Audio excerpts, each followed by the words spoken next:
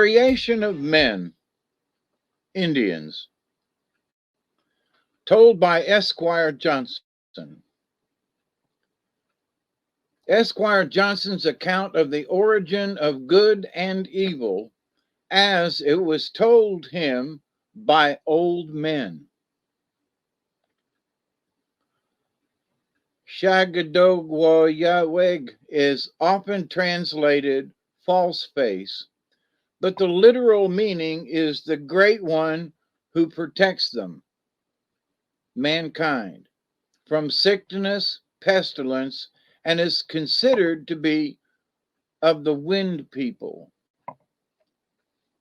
Above, in the center of the blue, people lived before there was any earth down here. In the middle of the village up there stood a tree covered with white blossoms. When the tree was in bloom, its blossoms gave light to the people, and when the blossoms fell, there was darkness.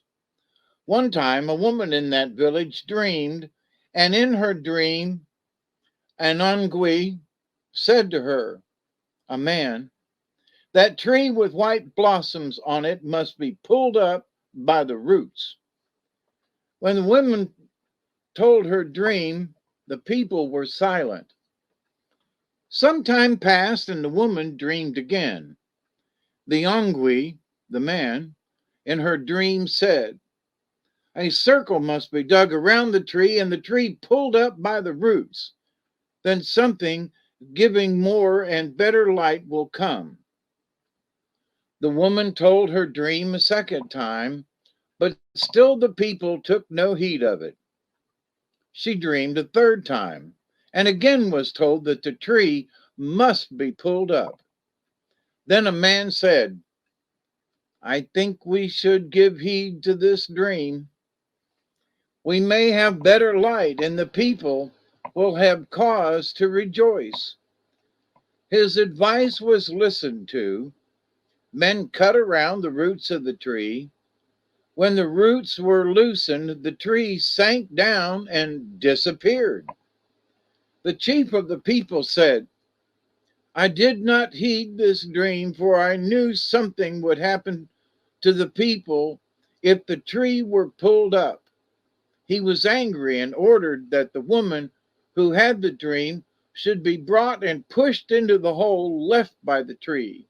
Men caught her and threw her into the hole.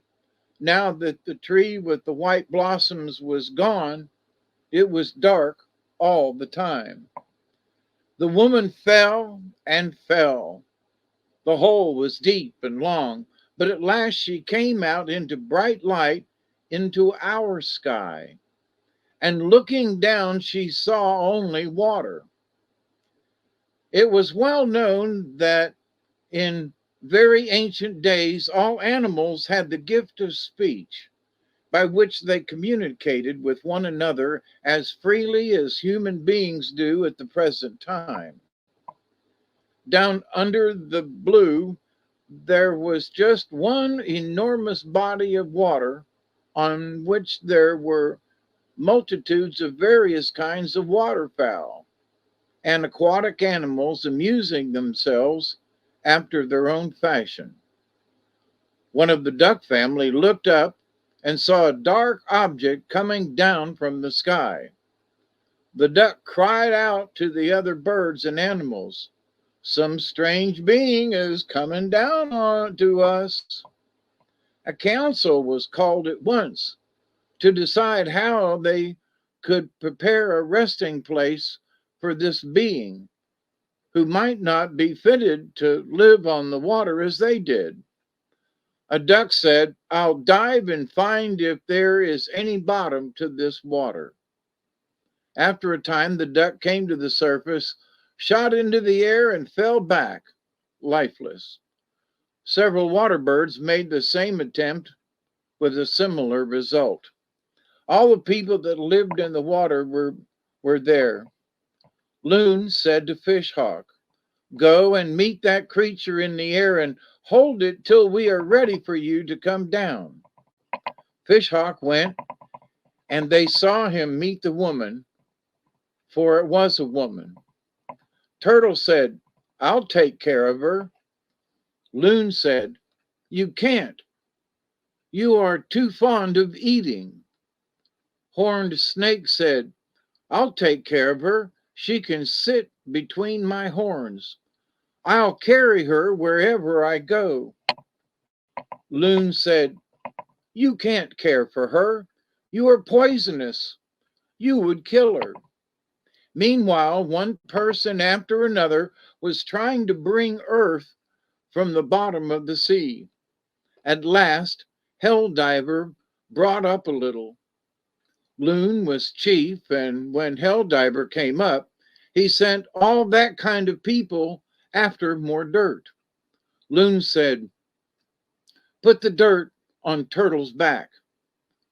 Turtle was willing, and as fast as the divers brought dirt, Beaver, with his tail, pounded it down on Turtle's back to make it solid.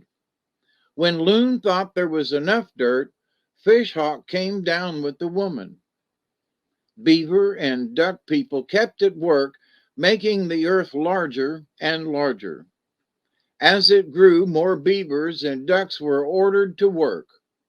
Bushes began to grow, little red bushes, like water reeds.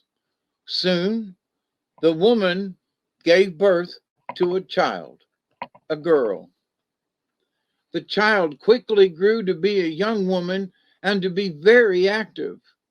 She walked here and there and watched the birds and animals, and once when she was wandering around, she met a nice-looking young man. They fell in love with each other, and by their union came night and day.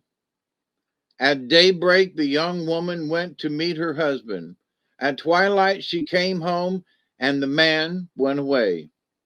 One evening, after they had parted, the young woman turned to look at her husband and saw a big turtle walking along where the man had just been.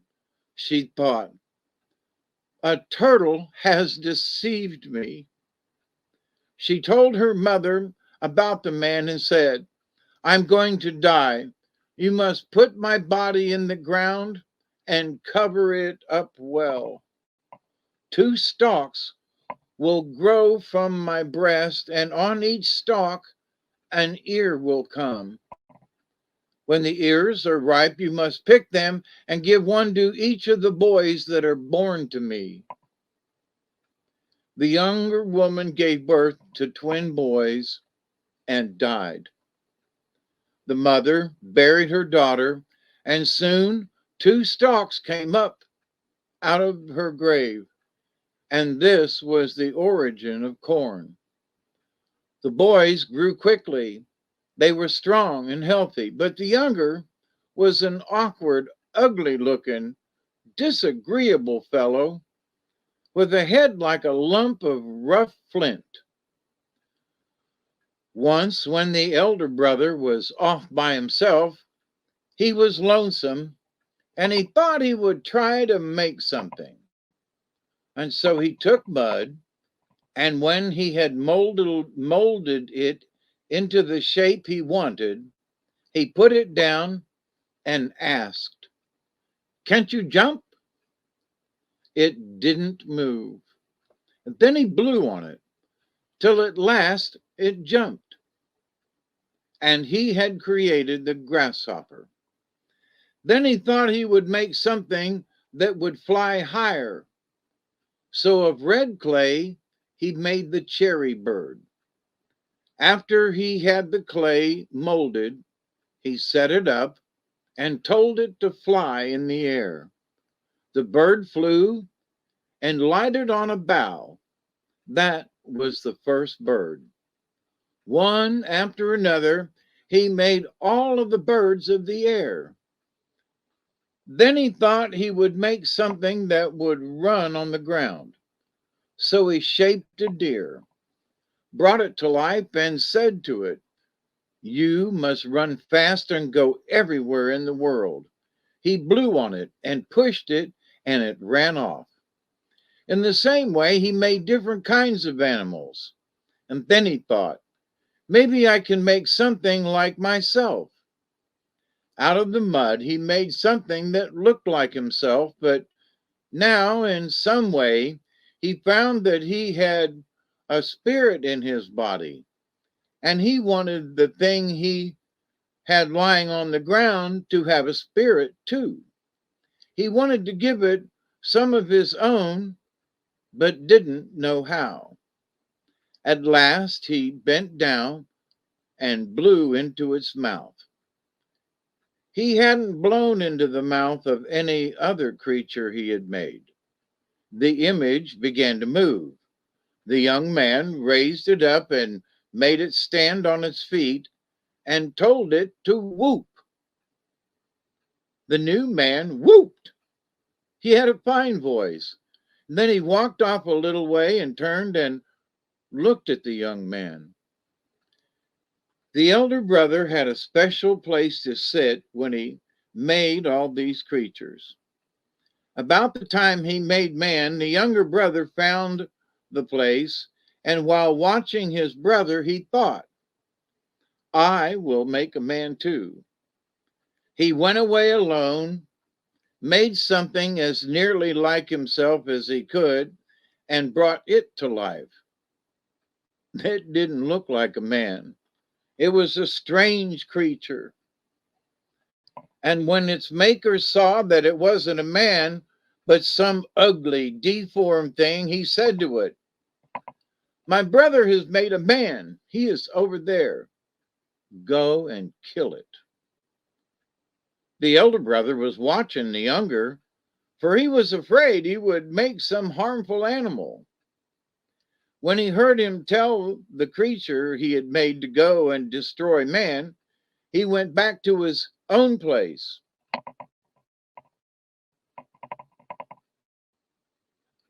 Caught cherry bird and pulling out the hind leg of grasshopper, gave it to the bird and said, go and scare my brother. As the bird took up the leg, the bird became very large, and the leg was like the leg of a man, and it was bloody. The bird flew near, perched on a limb, and called out, Goa! Goa! When the younger brother saw what the bird had in its beak, he left his work, ran home, and said to his grandmother, a bird came and perched just where I was at work. My brother made it frighten me. I was afraid it would pull my leg out, so I ran. When the elder brother came, the grandmother said, you shouldn't frighten your brother. The first man made was wandering about alone. The young man saw him once in a while and saw that he was lonesome. Then he said to himself, I will make something like my grandmother. He made it out of mud, breathed into it, and told it to walk. Then he found the man and said, I give you this one. You must always go together. When the woman sat down by the man, he thought that her arm was in the way, and his was also. He said, we will cut them off. They cut them off and laid them one aside. When the elder brother came along and saw what they had done, he said to himself, this won't do. I will give them blood and pain.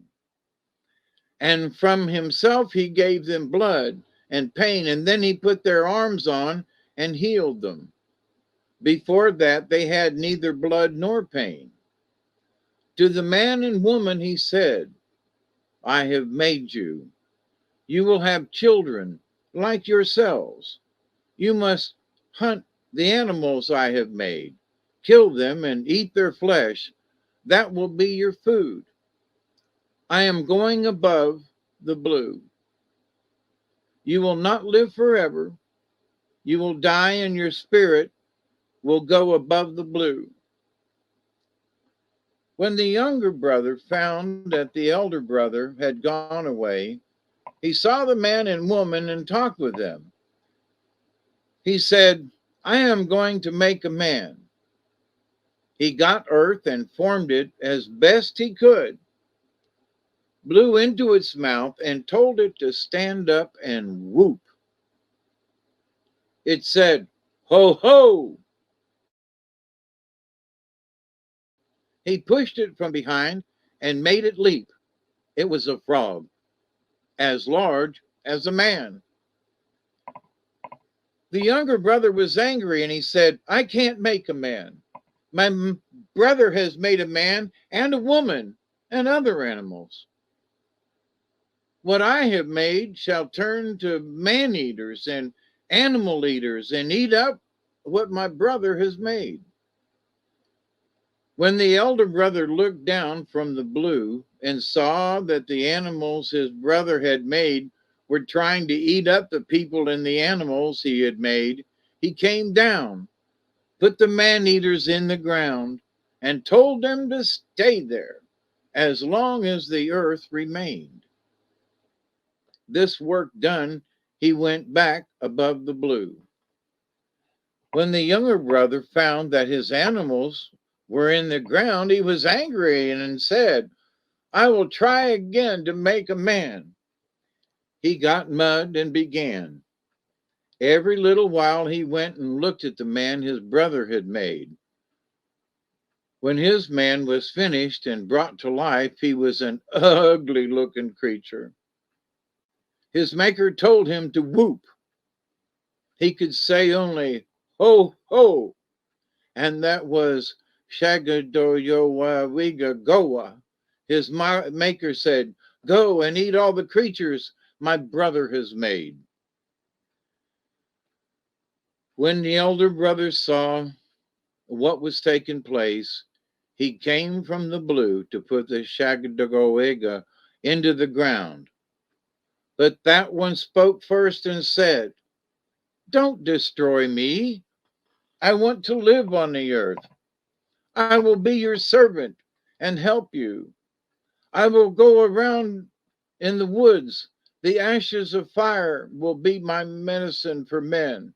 If anyone was sick, I will take ashes and scatter over them, and they will be well. The elder brother couldn't put Shagadoyegwa into the ground, for he had spoken first. So he let him stay on the earth. The younger brother said to his grandmother, I have tried to make a man, but I cannot. Now I will cause the people my brother has made to do all manner of evil.